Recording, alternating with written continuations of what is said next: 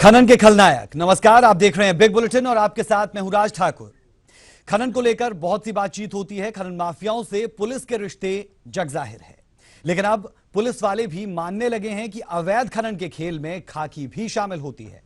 हरियाणा के ADGP law and order Mohammad Aqeel ने खुलासा किया है कि कुछ पुलिस वाले किसी पर्टिकुलर एरिया की फरियाद लेकर उनके पास आते हैं और एडीजीपी ने यह भी कहा कि अब रेत के सौदागरों का साथ देने वाले पुलिसकर्मियों को बख्शा नहीं जाएगा। ऐसे में सवाल यह कि क्या अब प्रदेश में अवैध खनन का खेल बंद होगा? सवाल यह भी उठता है कि क्या पुलिस के कबूलनामे के बाद मनोहर सरकार अवैध खनन को लेकर संजीदा होगी? बिग बुलेटिन में हम इन तमाम मुद्दों पर पूरे तरीके से जानने की कोशिश करेंगे हमारे खास मेहमानों से कि वो क्या सोचते हैं और सच्चाई हकीकत है क्या। लेकिन आप पहले ये रिपोर्ट देखें।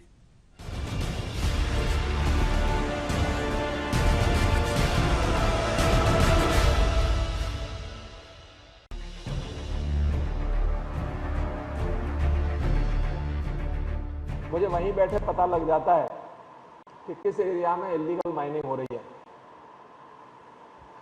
आपको अजीब लगेगा जो मैं आपको बताता हूं कि सैंपलिंग कैसे हो जाती है। पुलिस के मुलाजिम किसी पर्टिकुलर एरिया के लिए जब रिक्वेस्ट लेके पहुंचने लगते हैं तो मैं उनसे पूछता हूं कि रेत खाने के लिए जाओगे क्या? वहां मैं इनको रेत खाने वाले थानेदार कहता हूं। तो इस भ्रष्टाचार को रोकने की डीसी साहब, एसपी साहब, आप दोनों की जिम्मेदारी है इस माइनिंग की, एंटी माइनिंग की। आप इसको रोको। रेत खाने वाले जो सरकारी मुलाजिम हैं उनको रेत खिला दो, मिट्टी में मिला दो अच्छे से। और अगर आपको यहां दिक्कत है तो जहां आप कहेंगे वहां भेज देंगे उनको।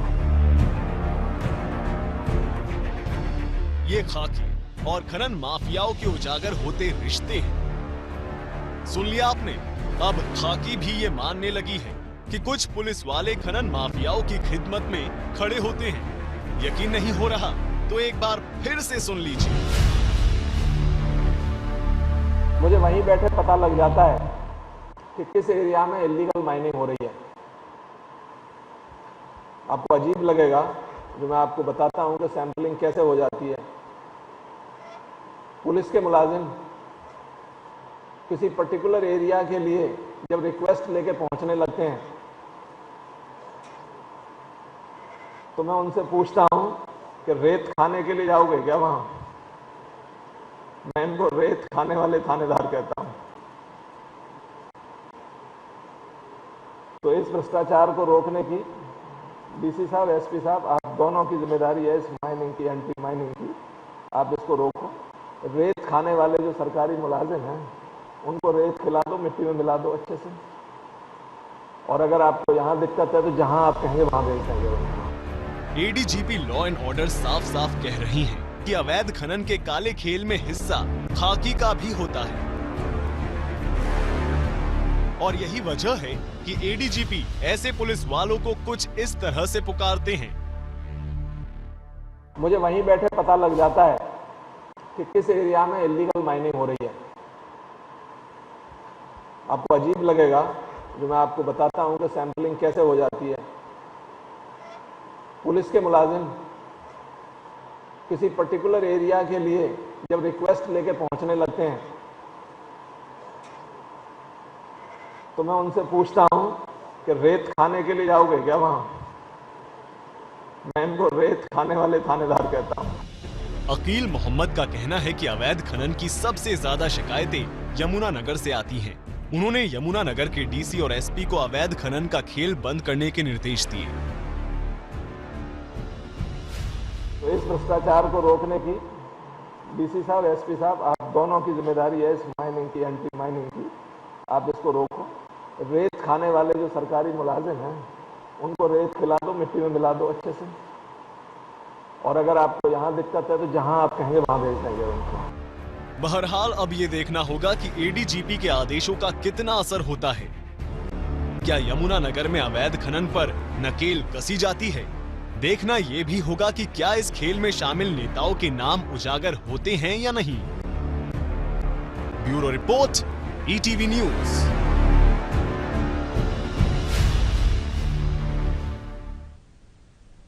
एडीजीपी के कबूलनामे के बाद राज्य मंत्री नायब सैनी का कहना है कि खनन महकमे से रिपोर्ट मांगी गई है। वहीं एडीजीपी के बयान को लेकर विपक्ष ने सरकार पर हमला बोला है। लगभग इलीगल माइनिंग के ऊपर हमने बड़ा अंकुश लगाया। जिस तरीके से पिछली सरकारों के अंदर इलीगल माइनिंग के अंदर माफिया लोग खड़े हो गए थे और वो माफिया लोग अपनी मनमानी से हर कानून को दांव के ऊपर रख करके इलीगल माइनिंग करते थे, नहीं अब उनको दबाया जा रहा है। ये एक सच्चाई है और ये आज की घटना नहीं है, बरसों से ये बगैर मिली भगत के ऐसा खनन माफिया नहीं उभर सकता। ये बहुत सालों से चला आ रहा है, लेकिन अगर खुद आज मोहम्मद अकील साहब ने मानी है तो मैं निश्चित मानता हूं कि अगर उनके पास सूचनाएं हैं तो उनको तुरंत कार्रवाई करनी चाहिए। ये करवा रहे हैं, रेत की तस्करी करवा रहे हैं, रेप्स हो रही हैं, कानून व्यवस्था बिगड़ी हुई है, पुलिस के अधिकारी खुद कह रहे हैं, तो उनके काबू से बाहर है सब कुछ, वो कुछ भी करने में सक्षम नहीं है।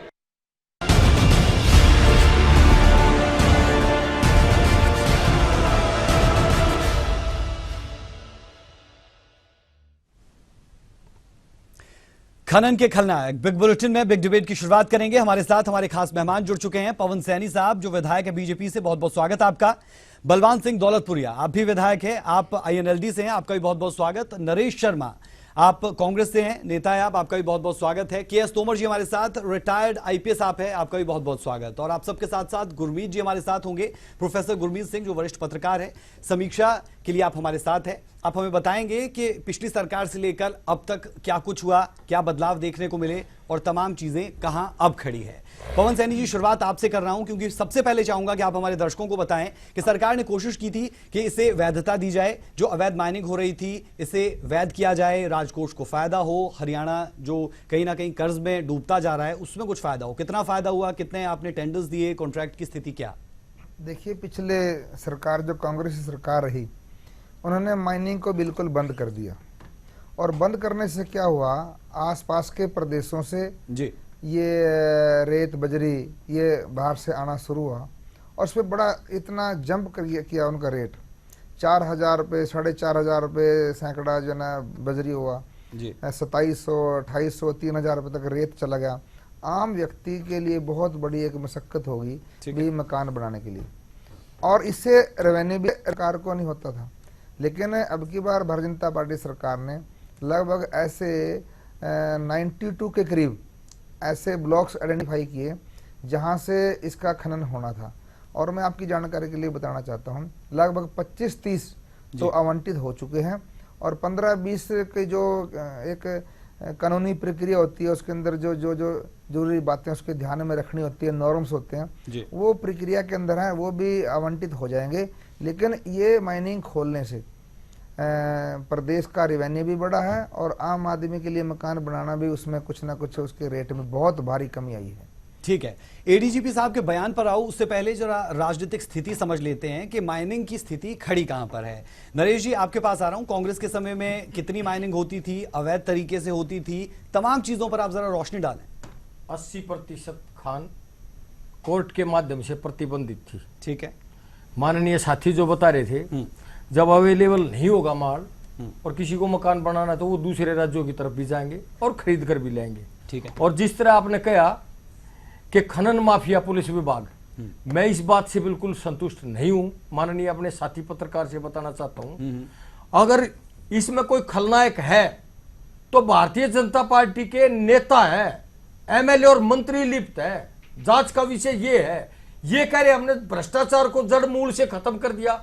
और एडीजीपी क्या वो जिम्मेवार अधिकारी नहीं है प्रदेश का? वो आज ये स्वीकार कर रहा है कि मैंने डीसी और एसपी को आदेश दिए हैं कि जो भ्रष्टाचार में लिप्त कर्मचारी हैं उनको मिट्टी में मिला दो। आज तो आदेश दिए हैं, वो लागू कैसे साल बाद होंगे? नरेश जी, 50 साल के लिए सरकार चुनी गई है। आप आरोप लगा लीजिएगा। जो पहले मैंने सवाल पूछा, नरेश जी जो पहले मैंने सवाल पूछा, जरा वो हमारे दर्शकों को बता दें, उसके बाद बयानों पर आएंगे, उसके बाद क्या किसने किया उस पर आएंगे। कांग्रेस ने क्या कुछ किया माइनिंग को लेकर वो आप बताएं। कांग्रेस ने क्या कुछ किया माइनिंग को लेकर वो आप बताएं, अगर नहीं किया तो आप वो भी कह सकते हैं। मैं सवाल का जवाब दूंगा ना जी।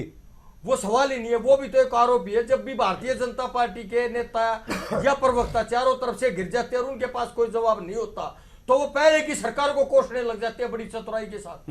तो इस बात का क्या जवाब होगा? जो उनकी फितरत ही है कि वो पहले की सरकारों को कोसने लग जाते हैं। दौलतपुरिया जी, आपके पास आ रहा हूं, आप कैसे देख रहे हैं इस माइनिंग के मसले को? क्योंकि पुलिस के एक बड़े अधिकारी ने ये तमाम बातें कही, उसके बाद सैनी साहब का इस पर बयान भी आया, वो अपने तरीके से बता रहे हैं चीजों को।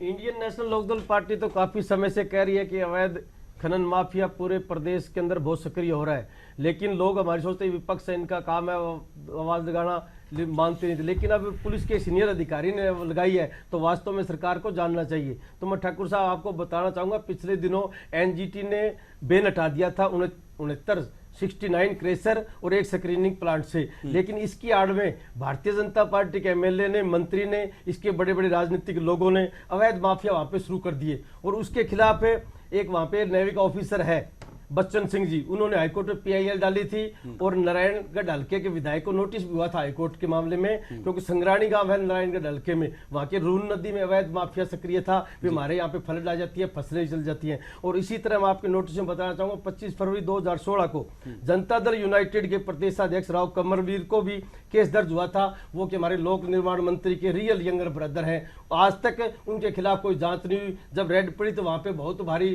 खनन माफिया का सामान मिला, पत्थर वगैरह मिले, दूसरे सामान वहां पे मिले थे। तो ये कहने में कोई अतिशोक्ति नहीं है कि आज पूरी तरह हरियाणा में खनन माफिया हावी हो चुका है। जिस तरह से शराबबंदी के टाइम में पूरा हरियाणा शराब माफियों के चंगुल में जुगड़ चुका था, अगर सरकार ये नहीं चेती तो ये पूरा प्रदेश आज खनन माफिया और लैंड माफिया के चंगुल में आ जाएगा। सरकार को चेतना चाहिए, जिससे आम आदमी को खामियाजा भुगतना। ठीक है, ये स्थिति रही पॉलिटिकल ग्राउंड्स में। के एस तोमर जी, अब आपके पास आ रहा हूं और असल चर्चा की शुरुआत यहीं से समझिएगा। तोमर साहब, किस तरीके से चीजें रहती है? खुद आप आईपीएस रहे हैं, रिटायर्ड आईपीएस अफसर हैं, क्या वाकई में जब खनन होता है पुलिस के जो अधिकारी रहते हैं उन्हें पता होता है और ऐसी जगहों पर जाने के लिए लालायत भी रहते हैं? क्योंकि एडीजीपी साहब खुद कह रहे हैं, आपका अनुभव क्या कहता है? बिल्कुल ठीक कह रहे हैं। यानी जो भी ये बॉर्डर के ऊपर पोस्टिंग कराते हैं वो सिर्फ इसीलिए कराते हैं कि वहाँ से उन्होंने कमाई करनी है जी। अब वो सिफारिश से होती है, मेरे पास आती थी, मैं तो उसको दूसरी तरफ लगा देता था। ठीक है, तो क्यों माने ये अफसर, ना माने उनकी सिफारिश? फिर अगर कोई ऐसा कर रहा है तो उसके खिलाफ एक्शन करके दिखाएं, कुछ बताएं, फिर तो लगे हाँ भाई इनकी नीयत ये है कि ये रोकेंगे। और जब तक उन पर कोई एक्शन नहीं, सिर्फ ये कह देना कि ये तो सिर्फ इसलिए आते हैं, डीसी एसपी को मैंने हुक्म दे दिया है, ये तो सब खाली बातें हैं। एक्शन क्या किया? ठीक है, तो सवाल यही उठता है, जैसा आपने कहा कि इस बयान को देने से ज्यादा आपने कितना संज्ञान लिया और कितने कदम उठाए, ये शायद ज्यादा जरूरी हो जाता है। लेकिन उनकी बातों में तलखी थी, चेतावनी थी, गुस्सा था, सब कुछ था, लेकिन आपने किया कितना कुछ, ये ज्यादा अहम। बिल्कुल, चलिए एक्शन होना चाहिए था जी। चलिए, मैं पहले गुरमीत जी के पास जा रहा हूं, फिर आऊंगा औरों के पास। गुरमीत जी, कैसे देखा जाए, पिछली सरकार से लेकर अब तक कुछ चेंजेस जरूर हुए लेकिन स्थिति वहीं पर दिखती है? देखिए, माइनिंग का जो कारोबार है वो सिर्फ हरियाणा नहीं, बहुत से ऐसे प्रदेश हैं जहां पर एक माफिया हमेशा से उसमें एक्टिव रहा है। और उसमें सिर्फ पुलिस वाले नहीं, उसमें नेता भी शामिल रहे हैं। अकेले पुलिस वालों की भी इतनी वो नहीं होती कि वो बिना राजनीतिक प्रश्रय के इस तरह से कोई काम कर ले। बहुत सारे ऐसे हमारे नेता हैं जिनको माफिया माइनिंग खासतौर पे किंग के तौर पे माना जाता रहा है, जो अलग अलग पार्टियों में भी रहे हैं, बदलते भी रहे, खासतौर पे फरीदाबाद के क्षेत्र में, किसी का नाम लेना उसमें ठीक नहीं होगा। और इसी तरह से इस क्षेत्र में जहाँ तक आज के जो बयान की बात है, देखिए हो सकता है, मुझे इसमें जितनी मेरी समझ है, तोमर साहब ज़्यादा बताएंगे, कि अकील साहब ने जो आज जाके बयान दिया है वो भी सरकार की तरफ से अभी हमें एक मान के चलना चाहिए, ये एक उस अर्थ में पॉजिटिव अगर हम देखना चाहें कि हो सकता है कि ये बात मुख्यमंत्री के संज्ञान में आई हो और उसके बाद उन्होंने इंस्ट्रक्शंस जारी किए हों, जिसके आधार पर वो फिर जाके फील्ड में इस तरह का उन्होंने जाके डीसी और एसपी को कहा है। क्योंकि अपने लेवल पे सीधा जाना शायद पुलिस अफसरों के लिए भी संभव नहीं होगा जब तक राजनीतिक निर्देश ना हो। तो ये बात जरूर सोची जा सकती है फिलहाल के लिए, आगे कार्रवाई कितनी होती है उस पर निर्भर करेगा। बिल्कुल ठीक। जो निर्भर अभी ये लगता है कि हो सकता है कि ये जो अवैध माइनिंग का जो मामला बढ़ा, जैसे अभी दौलतपुरिया जी बता रहे थे कि इस क्षेत्र में हुआ या, तो हो सकता है कि जो राजनीतिक नेता हों, जो चाहे छुटभइये हों या बड़े हों, उनका जो इसमें संलिप्तता है वो सरकार के संज्ञान में हो। और अब सरकार ने क्या इस तरह की कोई, अभी मुझे पुख्ता जानकारी नहीं है, पर ऐसा लगता है जिस तरह उन्होंने जाके स्टेटमेंट दिया है और सार्वजनिक मंच पे दिया है कि हो सकता है कि मुख्यमंत्री से ये निर्देश इस तरह के ठीक गए है, हों। पवन सैनी साहब से ही पूछ लेते हैं। पवन सैनी जी, किस तरीके से चीजें आगे चल रही है? एडीजीपी साहब ने जो बयान दिया, क्या वो उनका अपने, हम कहें कि निजी बयान था, या सरकार के साथ कहीं ना कहीं कुछ तालमेल था, क्योंकि सरकार में आप जानते हैं चीजों को? देखिए, मोहम्मद अकील जी ने जो बयान दिया है, उन्होंने ऐसा अनुभव किया होगा या कहीं से उनको खबर मिली होगी या देखा होगा, उन्होंने कुछ सुना होगा, उन्होंने बयान दिया है। लेकिन जिस प्रकार से पिछले काफ़ी अरसे से माइनिंग बंद थी जी, और मेरे दूसरे साथियों ने भी कहा भी अवैध माइनिंग हो रही थी, लेकिन कितनी माइनिंग हो रही थी, लेकिन अपने प्रदेश की जनता को इसका बहुत बड़ा नुकसान था। पंजाब से आता था, इधर से मटेरियल राजस्थान से आता था, इससे प्रदेश का रेवेन्यू भी नुकसान होता था और जनता को भी बहुत बड़ा महंगे दामों पर ये सारा मटेरियल खरीदना पड़ता था। ठीक है पवन जी, लेकिन इसलिए सवाल ये उठता है यहाँ से कि चीजों का पता है कि कहाँ हो रही है, लेकिन रोक नहीं पा रहे हैं। राज्य में उसी सवाल पे आ रहा हूँ आपके सामने। अभी जिस प्रकार से अकील जी ने बात उठाई है, लेकिन मंत्री जी का भी बयान आप लोगों ने अभी सुना। मंत्री जी ने कहा नीचे सारी रिपोर्ट मंगवा रहे हैं, और मैं आपके चैनल के माध्यम से भी मैं प्रदेश की जनता को आश्वस्त करना चाहता हूँ, जिस प्रकार से हमारे मुख्यमंत्री जी बिल्कुल जीरो टॉलरेंस पे हैं, प्रधानमंत्री से लेकर और नीचे तक। और ये आपको विश्वास दिलाना चाहता हूँ, जिस प्रकार से मंत्री जी ने कहा है रिपोर्ट मांग रहे हम, जो भी अधिकारी इसके अंदर संलिप्त होगा उसको सरकार बिल्कुल भी बख्शेगी नहीं। और ऐसे में जो एडीजीपी साहब ने बयान दिया, क्या उनसे कोई रिपोर्ट ली जाएगी कि कौन से ऐसे शख्स रहते हैं जो तबादले के लिए उनसे मांगते हैं? बिल्कुल ली जाएगी। अकील जी अपने उस पे जो अपने तंत्र के माध्यम से भी और मंत्री जी अपने तंत्र के माध्यम से भी सारी रिपोर्ट लेगी, और जो भी इसमें संलिप्त होगा बिल्कुल उसको बख्शेगी नहीं। ठीक है नरेश जी, आपके पास आ रहा हूं। आपने बयान सुना एडीजीपी साहब का, और उनकी अगर आपने पूरी बात को सुना हो तो मुस्कुराहट चेहरे पे थी, लेकिन एक नाराजगी थी। देखिए, भारतीय जनता पार्टी सत्ता में जरूर है, लेकिन लोकहित की जो इसकी दायित्व की कहानी है, वो चंद रोज पहले टीवी पे ही मैं देख रहा था। एनएचएम बड़े बड़े उच्च अधिकारियों ने मीटिंग भी ले ली, और मंत्री भी मना कर रहा है, मुख्यमंत्री भी मना कर रहा है। तो एक उच्च अधिकारी मीटिंग लेता है या वहां जाता है तो उसका सरकारी प्रोग्राम होता है, वो व्यक्तिगत नहीं जाता। और जब कोई कंप्लेंट आती है, बहुत ज्यादा कंप्लेंट आ जाती है, तो ऐसी स्थिति में ही वो वहां का दौरा कर रहे हैं, वो कबूलनामा दे रहे हैं कि वहां भ्रष्टाचार हो रहा है और पुलिस भी लिप्त है। लेकिन पुलिस का तो शायद हो सकता है इलाज कर देगी सरकार, लेकिन सरकार के जो बड़े मगरमच्छ है, भाई साहब जैसे कह रहे थे छुट भैया नहीं है। मैन खनन विभाग को भारतीय जनता पार्टी के नेताओं ने तिजोरिया बढ़ने का संसाधन बना दिया है। और मैं ये भी कॉन्फिडेंस के साथ कहना चाहता हूं, और प्रदेश और देश की जनता को भी बताना चाहता हूं कि भारतीय जनता पार्टी के नेता दिखावा कुछ करते हैं और पंजे से लेकर चोटी तक भ्रष्टाचार में लिप्त नहीं। आप कह रहे हैं छोटे भैया नेता नहीं, बड़े नेता है। जरा उन बड़े नेताओं के नाम ही हमारे दर्शकों को बता दें, वो भी जान जाएंगे कि कौन से ऐसे बड़े नेता है। नाम भी बताएंगे, पुख्ता सबूत भी लाएंगे। प्रोग्राम नहीं, अगले प्रोग्राम आएंगे तो सबूत भी ले आएंगे। और अगर आप चाहोगे तो कैमरे की मेरे साथ भेज देना। ठीक है पवन जी, कुछ कहना चाहते हैं? पवन जी पूरा करें। सबूत भी जुटा देंगे। राज जी, अगर भाई साहब को अगर पता होता तुरंत नाम भी बताते। ये तो वैसे ही जो है ना, सारी नीचे से ऊपर तक भ्रष्टाचार में डूबी पड़ी है। ये सारे काम इनके राज में होते थे। चलिए ठीक है, अब पवन जी कह लिया आपने। अब मैं नरेश जी आपके पास आ रहा हूं। आपने भाजपा पर बहुत कह लिया, आपने पुलिस पर बहुत कह लिया, सब पर कह लिया, कांग्रेस पर नहीं कहा। जरा उन पर आप थोड़ा सा बताएं कि आपके वक्त में तो ये तमाम चीजें 80% आपने खुद माना कि अवैध थी। कम से कम भाजपा ने शुरुआत कोर्ट के माध्यम से बैन लगा हुआ था। ठीक है, हम इनकार नहीं करते उसके लिए, लेकिन सरकार ने पहल की, उसे वैध किया, कुछ ब्लॉक्स दे दिए गए हैं, कुछ ठेके आगे दिए जाएंगे, 25-30 करीब है। आपके वक्त में क्या कुछ हुआ, जरा वो किसको दे दिए गए ब्लॉक? आम नागरिक को थोड़ी दिए। नहीं, आप उसकी लिस्ट लेकर भारतीय जनता पार्टी नेता जो है वो चला रहे हैं राज्य टेंडर से। और मैं श्योर हूं पवन जी आ रहा हूं, पहले नरेश जी से पूछ लें जी। मैं श्योर हूं भारतीय जनता पार्टी के स्वयंभू नेता जो है, भूख जागी हुई थी जिनकी। नहीं, आप ये कह रहे हैं के नशे में चूर, आप ये कह रहे हैं कि कांग्रेस के वक्त में अवैध खनन नहीं होता था, आप ये कहना चाहते हैं? नहीं, खनन चालू ही नहीं थी। अवैध कैसे? दूसरे राज्यों से माल आता था। पूरे तरीके से अवैध खनन उस वक्त होता ही नहीं, ज्यादातर दूसरे राज्यों से ही माल आता था। बहुत बढ़िया। दौलतपुरिया जी, आप ना भाजपा से हैं, आप ना कांग्रेस से हैं, क्या आप नरेश जी की इस बात से सहमत हैं कि कोई अवैध खनन नहीं होता था कांग्रेस के राज में, जो 10 साल खास तौर पे थे? ये सारा कराधाई कांग्रेस का काम है। इन्होंने ही तो ये खनन माफिया पैदा किए थे।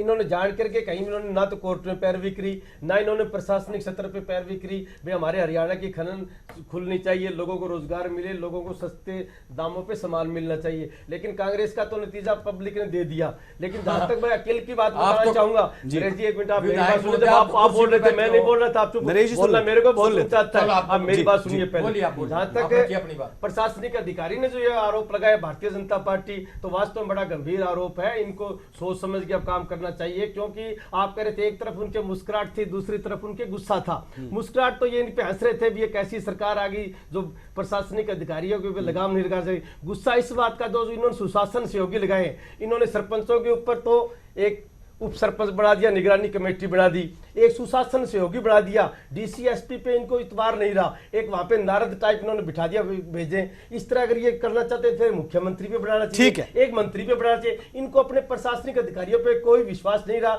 एक समांतर दूसरी सरकार ये चलाना चाहते हैं, उसी का नतीजा है। आए दिन गाए बगाए कोई अधिकारी कोई बयान देता है, कोई ठीक है। तो आईएनएलडी कह रही है जो कांग्रेस ने बोया वो भाजपा के वक्त में उग चुका है और अब कहीं ना कहीं दिक्कतें भाजपा के लिए। तोमर साहब आपके पास आ रहा हूं। एक बड़ा अधिकारी एडीजीपी लेवल का जब ऐसा बयान दे और खास तौर पर कहे कि यमुनानगर में ये तमाम चीजें होती है, तो आपने रोकने के लिए क्या किया? ये भी तो सवाल उठता है, क्योंकि छछरौली है, वहां पर ब्लॉक है, बिलासपुर का ब्लॉक है, ताजेवाला है, ये तमाम जगह यमुनानगर की ऐसी जहां पर अवैध खनन चल रहा है और बहुत लंबे समय से। ऐसा है जी, अकील मोहम्मद जी एक ईमानदार अफसर की छवि रखते हैं, ठीक है, और इन्होंने जो वहाँ कहा है मैं उससे बिल्कुल सहमत नहीं हूँ। क्योंकि एक अफसर अधिकारी वर्दी में अगर कहीं ऐसी कबूलनामा करते हैं, कहते हैं, तो उनको ये भी बताना चाहिए था भाई मैंने यहाँ आने से पहले फला भ्रष्ट अफसरों को पकड़ा है और उनके खिलाफ मैंने ये कार्रवाई करी है, जब जनता में कोई इसका लाभ होता। इससे तो ना सरकार का भला होना ना पुलिस का भला होना, एक्शन ओरिएंटेड होना चाहिए। और वर्दी वालों का ये पब्लिक में खड़ा होकर बयान देने का थोड़ा है, उससे तो महकमा भी बदनाम हो गया और सरकार भी बदनाम होगी। उनका फर्ज था कि वो जो भ्रष्ट हैं जिनके ऊपर वो उंगली उठा रहे हैं, पहले तो जब वो उनके पास पोस्टिंग पाते हैं वहाँ लगने के लिए तो क्यों लगाते हैं? क्यों उनकी सिफारिश किसी की होती होगी पॉलिटिशियन की, तब वो वहाँ लगते हैं। और फिर लग गए हैं तो उन पर निगरानी करो अगर आप उसका सहयोगी नहीं है तो।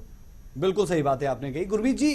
अंदाज तो गजब था अकील मोहम्मद जी का, और जो बातें कही वो भी अपने आप में दमदार थी। लेकिन जो तोमर जी कह रहे हैं कहीं ना कहीं वो बात सही कि अगर आपने कुछ संज्ञान लिए होते और आप वो एग्जाम्पल भी वहां पर कोट कर देते तो शायद आपकी बातें ज्यादा हैवी लगती। नहीं, देखिए हमारे यहाँ पर जो सिस्टम है भारतवर्ष में, उसमें पहली बात तो अफसरों को ऐसी दमदार बातें माइक पर कहने की आवश्यकता नहीं होती, उनको काम करना चाहिए। वो कह रहे हैं मिट्टी में मिला दो, रेत खिला दो, ये जो भाषा है ये एक अधिकारी की वर्दी में जो है उसके कारण ही आज ये सुबह डिबेट शुरू हो गई। जैसे तोमर साहब कह रहे हैं कि ना सरकार का भला हुआ, क्योंकि ये बात साफ हो गई कि भाई अवैध माइनिंग तो हो रही है, उन्होंने ये बात मान ली। अब पुलिस ही अगर इस बात को मानेगी, लेकिन मैं फिर उसी बात पे आ रहा हूँ कि देखिए पुलिस अधिकारी अकेले, चाहे पुलिस तंत्र हमारा कितना भी भ्रष्ट हो, बिना राजनीतिक प्रश्रय के, जैसे हम कहते हैं कि अपराध जो है वो 90% ना हो अगर पुलिस वालों की संलिप्तता ना हो, या लोग अलग अलग प्रतिशत देते हैं कि पुलिस की जानकारी या पुलिस के आंखें मूंद लेने के बिना अपराधी नहीं अपराध कर सकता। ऐसे ही माइनिंग तो एक ऐसी चीज है यार जो बड़े बड़े ट्रक निकलते हैं, उसको रोकना अगर सरकार की मंशा हो तो वो रुक सकता है। मैं तो खुद कह रहा हूं कि हो सकता है सरकार की मंशा हो, कई बार मुख्यमंत्री हो सकता है अपने मंत्रियों तक के खिलाफ जो ये बड़ी मछलियों की बात कर रहे हैं कार्रवाई करने के, हो सकता है कि वो मूड में हो। लेकिन मैं ये मानता हूं कि अगर राजनीतिक प्रश्रय नहीं होगा तो इस प्रकार के कम से कम जो बड़े स्तर पर देखिए छुटपुट अपराध हो जाए कहीं पे वो अलग बात है, लेकिन एक सिलसिलेवार अपराध जो एक गैंग के तौर पे, एक माफिया के तौर पे जब होता है, जहां इतने बड़े बड़े ट्रक निकले, वो ऐसा नहीं आप अगर आजकल सीसीटीवी का जमाना है, आपको एग्जैक्ट पता रहता है कि इतने का इतने ट्रक निकल गए, एंट्री इतने एंट्री हुई। तो आज अगर जितनी तकनीक के मामले में, और जो पवन जी कह रहे हैं प्रधानमंत्री तकनीक के बादशाह हैं, तो वो अगर सरकार चाहे तो वो रुक जाएगा विद इन बिल्कुल से 2 डेज। नियत बहुत जरूरी है, और सरकार की नियत कितनी सही है अवैध खनन को रोकने के लिए, एक छोटे से ब्रेक के बाद जानने की कोशिश करेंगे पवन जी से, क्योंकि सरकार में है।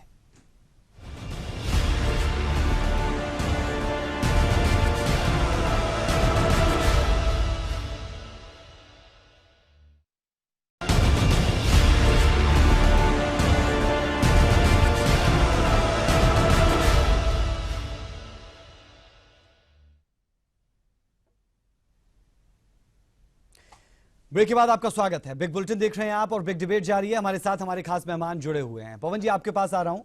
सरकार पर भी सवाल उठे, पुलिस पर भी सवाल उठे, और इस बयान के बाद क्यों ये ना कहा जाए कि सरकार कहीं ना कहीं रोक पाने में अवैध खनन को नाकाम है। कोशिशें आपने बहुत की कामयाबी की तरफ, लेकिन होती नहीं दिखती।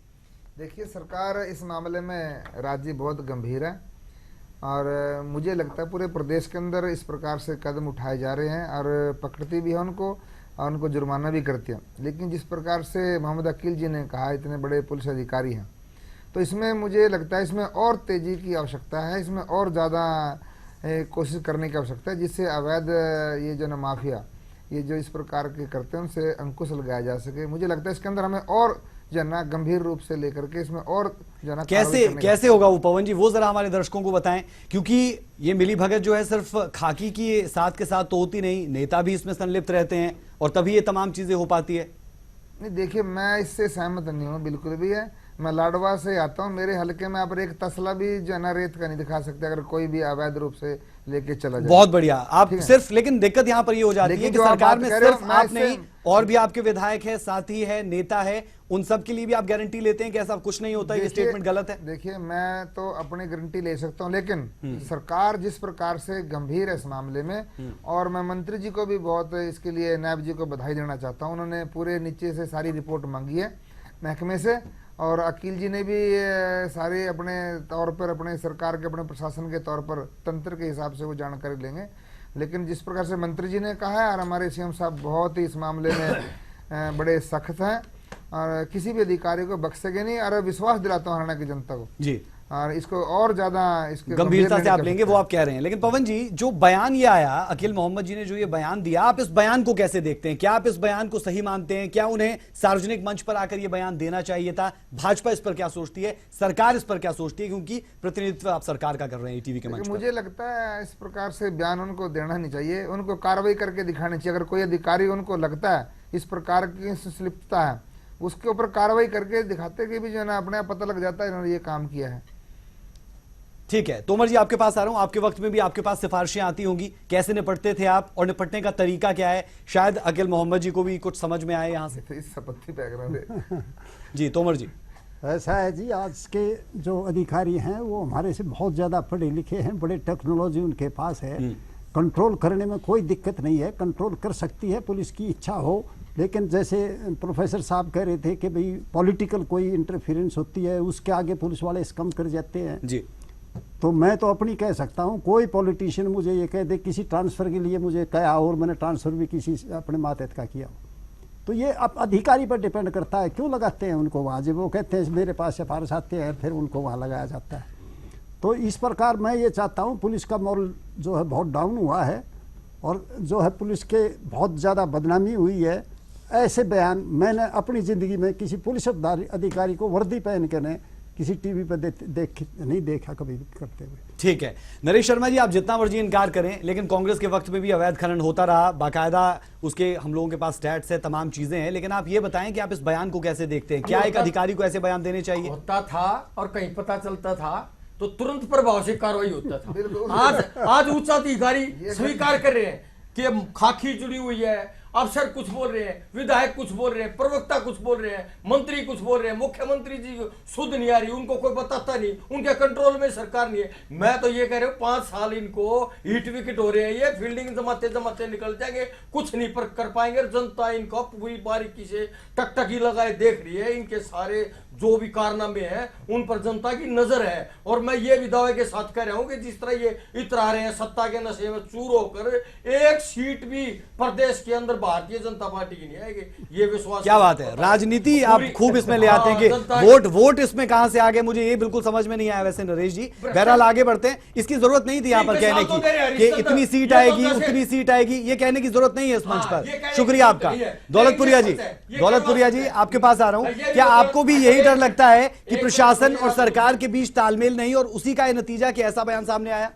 जो अकील साहब ने कहा, एक जिम्मेवार ऑफिसर को अगर जिम्मेवारी समझते हो, इस तरह के बयान देने में कोई हर्ज गुरेज नहीं है, क्योंकि स्टेट के रेवेन्यू का मामला है, स्टेट का बड़ा भारी हित हो रहा था। ये बात तो थी मुख्यमंत्री बोलते, मंत्री बोलते, लेकिन जब उन्होंने देखा ना मुख्यमंत्री बोल रहे हैं, मंत्रियों की मिली भगत है, तो एक अधिकारी आ गया है, तो वास्तव में हमें तो उसकी तारीफ करनी चाहिए, उसको 15 अगस्त 26 जनवरी सम्मानित करना चाहिए। ऐसा पुलिस अधिकारी अच्छे आएंगे तो हमारा कहीं ना कहीं हरियाणा प्रदेश का भला होगा। जब मैं आपको पीछे बता रहा था कि नायब सैनी को भी मेरे भाई सैनी साहब बता रहे थे, नायब सैनी साहब ने मांगे, नायब सैनी साहब को कोर्ट से नोटिस जारी हो चुका है। इसी तरह राव नरवीर के छोटे भाई कमलवीर यादव को भी नोटिस जारी हो चुका है कोर्ट से। तब ये सरकार करेगी क्या? ये तो खुद इसके अंदर संलिप्त है। जब सरकार ही संलिप्त है तो पुलिस अधिकारी क्या करेंगे, पुलिस के थानेदार क्या करेंगे, पुलिस के सिपाही क्या करेंगे? अब आप थानेदार को चाहे रेत खाने वाला थानेदार कह दो, चाहे दूसरा थानेदार कह दो, लेकिन जब ऊपर सिस्टम ठीक होगा, राजनीतिक इच्छा शक्ति ठीक होगी, तभी अवैध खनन ठीक होगा। और मुख्यमंत्री को पर्सनली तौर पर यह काम देखना चाहिए। अगर कल को हमारा प्रदेश खान माफिया, लैंड माफिया चंगुल में फंस गया तो आम आदमी का बहुत भारी नुकसान हो जाएगा। इसलिए मुख्यमंत्री की जिम्मेदारी बनती है कि प्योरिटी पे इसको देखें। बिल्कुल ठीक है गुरमीत जी, कुछ भाजपा के नेताओं के नाम इसमें आए, कोई दो राय नहीं, और उसके बाद लीगलाइज करने की से कोशिश भी की गई। ऐसे में विपक्ष का ये बयान कहीं ना कहीं सवाल भी उठाता है और आप कह सकते हैं कि सही भी लगता है कि अपने लोगों को सेट करने की कोशिश। मैंने आपको पहले कहा कि एक बहुत बड़ा स्रोत अवैध कमाई का माइनिंग शुरू से रहे हैं और एक अलग पूरा विभाग भी है खनन का, और पिछले रिशफल में ही वो विभाग जो है एक मंत्री से लेकर किसी दूसरे मंत्री को दिया भी गया है, जो नाम लेना कोई आवश्यकता नहीं, हम जानते हैं। हो सकता है उसकी कोई पृष्ठभूमि हो, लेकिन जैसे मैंने आपको बताया, क्योंकि अकेली पुलिस की जिम्मेदारी नहीं है इसमें। अभी आप वहाँ पर भी आपने देखा कि उन्होंने जो डिप्टी कमिश्नर है उनको भी कहा है, और इसके अलावा माइनिंग डिपार्टमेंट जो सारा ये हिसाब रखती है कि कितने परमिट हैं, कितने ट्रक निकलने चाहिए, कितने नहीं निकलने चाहिए। पुलिस को तो उन्होंने मदद मांगनी है। कोई भी अगर अवैध, उनको लगता है कि अवैध कार्रवाई हो रही है कहीं पे, तो बेसिकली खनन डिपार्टमेंट की भी इसमें जिम्मेदारी बनती है।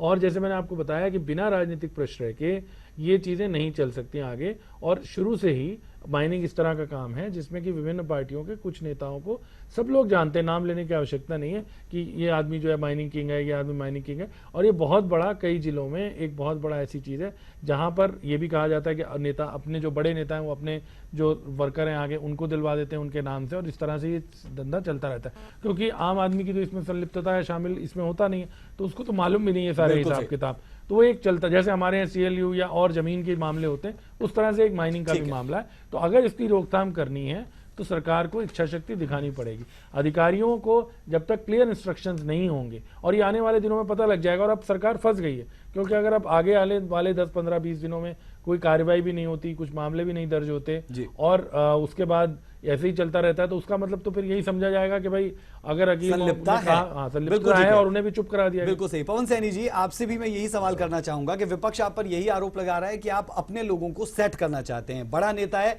जो उसके छोटे कार्यकर्ता है, साथ रहते हैं, उन सबको सेट करने के लिए आपने इसे लीगल किया। आप किस ग्राउंड पर कहेंगे कि ये बातें सिर्फ आरोप है? ये तो बिल्कुल नहीं, मैं वैसे ही बोल रहा हूँ।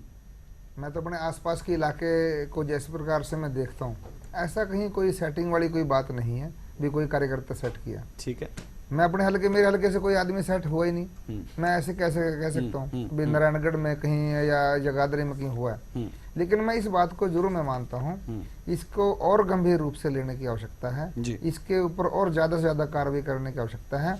सारे डिपार्टमेंट को सख्त हिदायत देनी चाहिए, सारे पुलिस प्रशासन को देनी चाहिए। अगर वास्तव में, क्योंकि नीति और नीति में सरकार की कोई खोट नहीं है, हमारे मुख्यमंत्री जी का सख्त आदेश है और हरियाणा की जनता को संदेश भी है, सभी के लिए संदेश भी है। लेकिन वही मैं बार बार दोहराना चाहता हूँ, इसके लिए और सख्ताई करने की आवश्यकता है। लेकिन जो भी अधिकारी, छोटी सी चीज है जिसे समझने की जरूरत है। हम खुद कहते हैं कि PM ईमानदार है, हम खुद कहते हैं कि CM ईमानदार है, हम कह रहे हैं कि आपके हल्के में कुछ नहीं होता, आप ईमानदार है, अकील मोहम्मद ईमानदार है, लेकिन जो ईमानदार नहीं उन्हें रोकेगा कौन और कैसे? सरकार रोकेगी, प्रशासन रोकेगा, शासन रोकेगा। उसके लिए मंत्री जी ने अभी बयान आप लोगों ने सुना है और अकील जी ने भी कहा है, आदेश दे दिए हैं। इसके लिए और सख्ताई से पेश आने की आवश्यकता है। जो भी, चाहे पुलिस अधिकारी है, चाहे कोई नेता है, अगर इसके अंदर अवैध माइनिंग के अंदर कोई संलिप्त है, उसको किसी भी कीमत पर बख्शेंगे नहीं। ये इस प्रदेश को बिल्कुल भ्रष्टाचार मुक्त शासन देगी सरकार हमारी। ठीक है, मैं तोमर जी आपके पास आ रहा हूं। हमने पहले भी आपसे जानने की कोशिश की कि इस पूरे के पूरे बयान के मायने क्या, और आने वाले दिनों में इस बयान का असर क्या दिख सकता है। क्या वाकई में जो पुलिस अधिकारी मिले हुए दिखते हैं वो उनमें कुछ कटौती आएगी, या फिर वो चिढ़ जाएंगे? कैसे आगे बढ़ेंगी चीजें, आपको क्या लगता है? देखो जी, ये तो सरकार जाने, सरकार की पॉलिसी क्या है, और जो पुलिस अधिकारी हैं, हाँ, उनके लेवल पर कैसी चीजें जाएंगी? उनके लेवल पर तो ये है भी 2-4 का ट्रांसफर हो जाएगा, कोई सस्पेंड हो जाएगा, कार्रवाई हो जाएगी। रोकना है तो मंशा होनी चाहिए वहाँ सरकार की भी और पुलिस अफसर की भी। पुलिस अफसर पर अगर कोई खुद का व्यक्तिगत कोई स्वार्थ नहीं है जी, खुद संलिप्त नहीं है, तो कोई भी जो है किसी तरह का वहाँ नहीं हो सकता। लेकिन उसका अपना क्या स्वार्थ है, यहाँ पोस्टिंग रही रहे है जी, चाहे मिला हुआ भी ना हो या वहाँ से कुछ आमदन उसको हो जाए।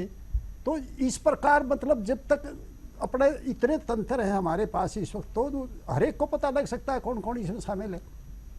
तो इसको तो रोकना चाहें तो रोका जा सकता है, रोकना चाहें तो रोका जा सकता है। नरेश जी, खासतौर पर यमुनानगर का नाम लिया अकील मोहम्मद ने, एडीजीपी साहब ने, और कहा कि यहाँ पर हर कोई जाना चाहता है क्योंकि माइनिंग ज्यादा होती है और हर किसी को पता है कि माइनिंग में पैसा बहुत। देखिए, भ्रष्टाचार देखते देखते अकील मोहम्मद जी को मैं बधाई देता हूँ कि उन्होंने भारतीय जनता पार्टी की असफलताओं का भांडाफोड़ किया है और स्पष्ट रूप से जिंदा दिली दिखाई उसने आगे आकर के। और ये यमुनानगर की बात नहीं है, महेंद्रगढ़, नानौर, दादरी के अंदर इससे भी बड़ा भ्रष्टाचार फैलाया जा रहा है।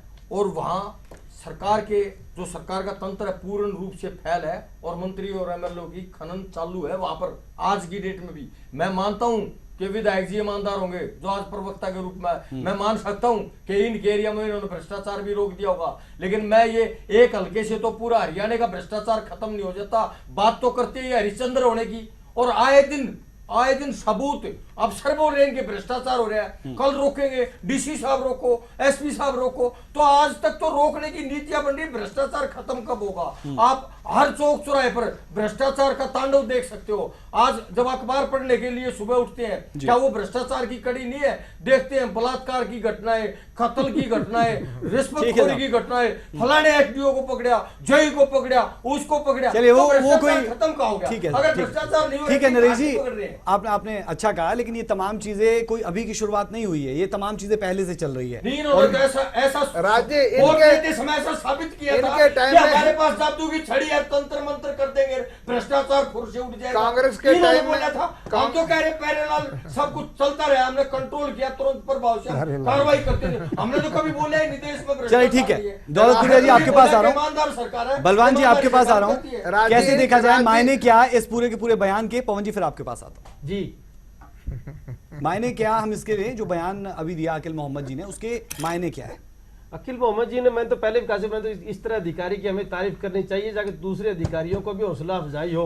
अगर प्रदेश के रेवेन्यू का मामला है, प्रदेश का कहीं अहित हो रहा है, तो ये भी तो गवर्नमेंट के एक हिस्सा होते हैं। ये भी जनता की, प्रदेश की गाढ़े खून पसीने कमाई से सैलरी लेते हैं, सुविधाएं लेते हैं, इनकी जिम्मेवारी बनती है। अकील साहब ने वास्तव में बहुत बढ़िया काम किया है। और जिस तरह से आप यही नहीं है, नांगल चौधरी है, महेंद्रगढ़ है, ये बढ़िया काम आपको क्यों लग रहा है? क्योंकि सरकार और पुलिस दोनों को घेर दिया, इसलिए बढ़िया को बढ़िया कहना चाहिए। बढ़िया काम इसलिए ईमानदार अधिकारी ने, अगर आप सत्ता में होते और ये बयान दे दिया होता तो कुछ और ही बयान होता आपका।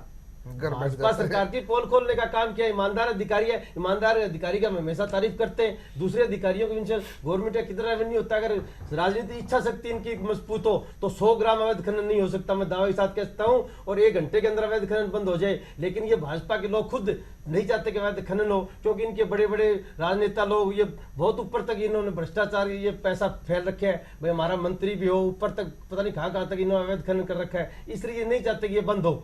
ये भाजपा सरकार जान करके अवैध खनन कराना चाह रही है। ये अकील मोहम्मद की तो मैं तो कहता हूँ 15 आगे 26 जनवरी इनको सम्मानित करना चाहिए, दूसरे अधिकारियों को मिले, ताकि ये क्या बात है, सम्मानित किया जाना चाहिए। लेकिन जो रिटायर्ड आईपीएस है और जो भाजपा के प्रवक्ता के तौर पर आप कह सकते हैं हमारे साथ बैठे हैं, वो इस पूरी की पूरी कांग्रेस और आईएनएलडी के बयान से इत्तेफाक नहीं रखते। पवन जी लोग तो बोलेंगे, पवन जी रिटायर्ड आईपीएस अधिकारी नहीं बोलेंगे तो फिर बोलेगा कौन? ठीक है पवन जी, यहां से बड़े आगे कैसे? कि आपने बात की थी कि लीगलाइज किया जाएगा, कहां पर दिक्कतें आ रही है, क्यों ये पूरा का पूरा प्रोसीजर रुक गया? शायद अवैध खनन पर जो रोक लगाने की कोशिश थी वो पूरी होती अगर तमाम चीजें सही वक्त पर हो जाएं।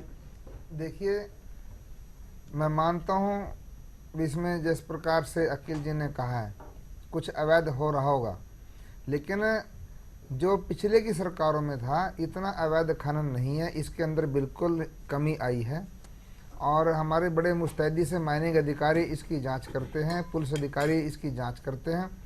ये इतना भी नहीं है कि भी सारे हरियाणा के अंदर ये अवैध खनन हो रहा है। मैं बिल्कुल इस बात से इत्तेफाक नहीं रखता, क्योंकि हम खुद जो है ना जब इलाके में घूमते हैं, पूरे प्रदेश के अंदर घूमना होता है, पूरी सख्ताई हमारे अधिकारी करते हैं लेकिन जिस प्रकार से उन्होंने कुछ वहां देखा होगा इस प्रकार के अगर जो है ना इलीगल माइनिंग हो रही है, उसको मैं बार बार ये दोहराना चाहता हूँ, इसके लिए और गंभीर होने की आवश्यकता है।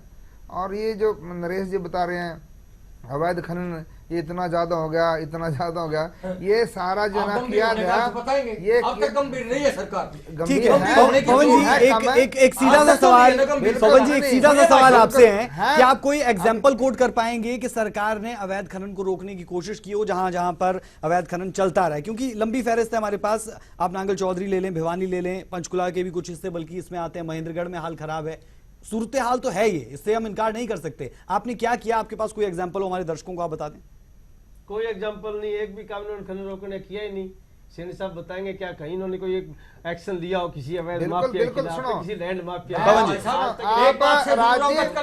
चलिए पवन जी को कहने देते हैं जी। राज जी आप पूरे महकमे में जानकारी ले सकते हैं, कहाँ कहाँ किस प्रकार के चालान कटे हैं, कहाँ किस पे जुर्माना लगाया है, ये सबके सामने विदित है, जब मर्जी आप पता कर सकते हैं, उसके लिए इसमें कोई दोहराई नहीं है। लेकिन जिस प्रकार से गंभीर है और गंभीर होने की आवश्यकता है। लेकिन जो अवैध माइनिंग कांग्रेस के राज में होती थी, क्योंकि ये स्लिप थे, अब ये बता रहे ये पकड़ लिया, ये पकड़ लिया, एसडीओ पकड़ लिया, जे पकड़ लिया, पहले इनके जमाने में सारी मिली भगत होती थी, कौन किसको पकड़ता था? आज ठीक है लेकिन पवन जी मुझे एग्जाम्पल नहीं मिला, मुझे एग्जाम्पल नहीं मिला। बहरहाल कोई बात नहीं। गुरमीत जी, गंभीर रहने की बात की जाती है और ये बात हर सरकार करती है जब सत्ता में रहते हैं, लेकिन गंभीर होता नजर कोई नहीं आता। शायद पैसा इसके पीछे कारण कि बहुत ज्यादा पैसा रहता है।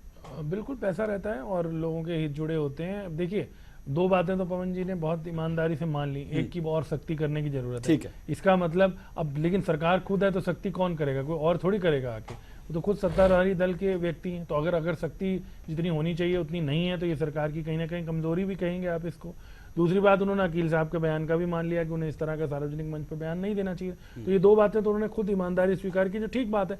क्योंकि देखिए अकील साहब का बयान मैंने भी बहुत ध्यान से सुना है। जब आप एक तो आपने यमुनानगर को सिंगल आउट कर दिया, बिल्कुल से। दूसरी बात, आपने अगर उसका बयान ध्यान से सुनेंगे तो उन्होंने कहा है कि सबसे ज्यादा ट्रक यहाँ पकड़े गए। तो अगर सबसे ज्यादा ट्रक पकड़े गए हैं तो आप ये कैसे कह सकते हैं कि जी अवैध माइनिंग जो है उसको रोकने का वहां कोई प्रयास नहीं हो रहा है, ट्रक तो पकड़े गए। तो उनकी एक विरोधाभास भी है। तीसरी बात, मैंने जैसे आपको बताया कि जो वहां के जो आप कह रहे थे इसकी प्रतिक्रिया क्या होगी, प्रतिक्रिया होगी जो वहां के प्रशासनिक अधिकारी हैं और जो पुलिस अधिकारी हैं, ये जो सारी तरफ डिबेट चल रही है आज उनके बयान के पास, उससे वो कहीं ना कहीं उनमें एक नाराजगी भी होती है कि भाई हमारे आपने जिले को कर दिया, और फिर इसमें बातें आगे से आगे निकलती हैं। ये अच्छी बात है कि इसी बहाने कुछ ना कुछ कार्रवाई हो जाए, इसी बहाने कुछ ना कुछ बात हो जाए, आगे सरकार पे भी कुछ मजबूरी हो कि अब अगर कह दिया है तो जैसे मैंने कहा ना, वो फंस गई है सरकार इस बयान के बाद। जैसे वो खुद कह रहे हैं कि सख्ती करने की जरूरत है, अब वो ये तो कह रहे हैं उन्हें बयान नहीं देना चाहिए, पर वो ये भी मान रहे हैं हाँ अकील जी ने अगर कहा है, क्योंकि आफ्टर ऑल उनके एडीजी लॉ एंड ऑर्डर है, तो कुछ उन्हें नोटिस में आया होगा। तो अवैध माइनिंग का एक पूरा प्रकरण या एक मुद्दा जो अब तक शायद दबी जबान से हो रहा था, वो आज पब्लिक में आ गया, पब्लिक स्फीयर में आ गया। अब ये सरकार की मंशा पे डिपेंड करता है कि वो कितनी सख्ती से उसको लगाम लगाने की कोशिश करते हैं। ठीक है, मेरे पास वक्त की कमी है। हर शख्स से चाहूंगा जो मेहमान हमारे साथ है कि सिर्फ 30 सेकंड कहें। नरेश जी, आप कैसे देखते हैं, क्या सिर्फ खाकी के खलनायक ही नजर आते हैं इस पूरे अवैध माइनिंग के कारोबार में, या फिर नेताओं की मिलीभगत है? देखिए, खाकी के खलनायक सरकार की मर्जी के बगैर पत्ता नहीं हिल सकता वहां भाई साहब। और मैं ये बिल्कुल यकीन के साथ कह सकता हूं कि जो अवैध खनन चल रही है वो सरकार के आदमी है, सरकार के ही रहमो करम पर वो वहां काम कर रहे हैं। और मेरे को ये शक नहीं, संदेह नहीं, विश्वास के साथ कहता हूं कि खनन माफियाओं पर कार्रवाई हो या ना हो, लेकिन अखिल मोहम्मद पर जरूर कार्रवाई करेगी भारतीय जनता पार्टी। दौलतपुरिया जी, आपके पास आ रहा हूं, 30 सेकंड। क्या आपको भी लगता है अखिल मोहम्मद पर इस बयान के बाद कार्रवाई हो सकती है और हालात बदलेंगे नहीं बदलेंगे? जी जी बोले। चलो बलवान जी कहें। बलवान जी कह सकते हैं आप, क्या लगता है आपको कि अखिल मोहम्मद पर कार्रवाई होगी, जो नरेश जी कह रहे हैं, डर जता रहे हैं? मुझे भी पूरा शक है। ये अपने राजनेताओं पे तो कार्रवाई नहीं करेंगे, लेकिन विद इन वीक अखिल मोहम्मद पे कहीं ना कहीं कार्रवाई जरूर करेंगे, क्योंकि इनकी 2 साल की 1.5 साल की हमने जो कार्य प्रणाली देखी है, अधिकारियों पे बदला और बदली पे ये चलते हैं। इसलिए अधिकारियों ने no work no tension no dispute की रणनीति अपना रखी है। सारे अधिकारी इसी लाइन पे चल रहे हैं, क्योंकि इनको पता है अगर तुमने कुछ कर दिया तो तुम्हारे ऊपर गाज गिरेगी, अपने राजनेताओं पे, अपने विधायकों पे, क्योंकि अवैध खनन माफिया का राज जी, इसके तार तो नागपुर तक जुड़े हुए हैं। चलिए ठीक है। केएस तोमर जी, आपके पास आ रहा हूं, आप कैसे देख रहे हैं यहां से? क्या जो बयान दिया उस पर आपने तमाम चीजें कह दी, लेकिन मायने क्या इस बयान के, क्या इसका हश्र दिखेगा आने वाले दिनों में? देखिए जी, जिस तरह उन्होंने भाषण दिया है उसके मुताबिक कार्रवाई हर हालत में होगी, जरूर होगी, और खनन का जो है काम रुकेगा नहीं। अकील मोहम्मद पर होगी या फिर खनन पर होगी? नहीं, वो तो सबूत के साथ बोला होगा, उन पर कोई सबूत होगा ना जी, ऐसे थोड़े इतना बड़ा अफसर बोलता है, तो उनके पास सबूत होगा। अगर कोई कार्रवाई की बात करेगा तो दिखाएंगे, ले भाई हमारे पास तो ये सबूत ठीक है। पवन सैनी जी ऐसा क्या करने वाले हैं कि अवैध खनन रुक जाएगा पूरे तरीके से? देखिए, पहले तो मैं थोड़ा जल्दी चाहूंगा राज जी, भाई नरेश जी ने कहा बिल्कुल 100% मैं जानता हूँ राजनीतिक लोगों का इनके ऊपर हाथ है, क्योंकि इस चीज का तो इनको पता है, क्योंकि इनके जमाने में इस प्रकार की बात करते थे। दूसरी बात, आप भी तो उसी पैटर्न पर चल रहे हो भाई साहब। जिस प्रकार से तोमर जी ने मान रहे हैं आप ये, जिस प्रकार से तोमर जी ने भी कहा, इसमें कोई दो राय नहीं, इस पे बिल्कुल सख्त कार्रवाई करेंगे और सरकार की मंशा सख्त कार्रवाई अवैध माफियाओं पे करोगे या अकील मोहम्मद जी पे करोगे? अवैध माफियाओं के ऊपर जो है सख्त कार्रवाई करेंगे और पूरी सख्ताई से निपटेंगे और अवैध जो खनन को बिल्कुल रोकेंगे। चलिए, बहुत बहुत शुक्रिया आप सबका कि आप हमारे साथ जुड़े। बिग बुलेटिन की बिग डिबेट में अभी के लिए इतना ही। सवाल सिर्फ इतना कि जहां पैसा जुड़ा है, क्या वहां पर नेताओं की मिलीभगत, क्या वहां पर खाकी के खलनायक खुद ब खुद उभर जाते हैं, या फिर सिर्फ मामला खनन का है इसलिए खाकी और नेता साथ साथ नजर आते हैं? बहरहाल हश्र क्या होगा इस बयान के बाद, ये देखने लायक रहेगा। अभी के लिए इजाजत दें, नमस्कार।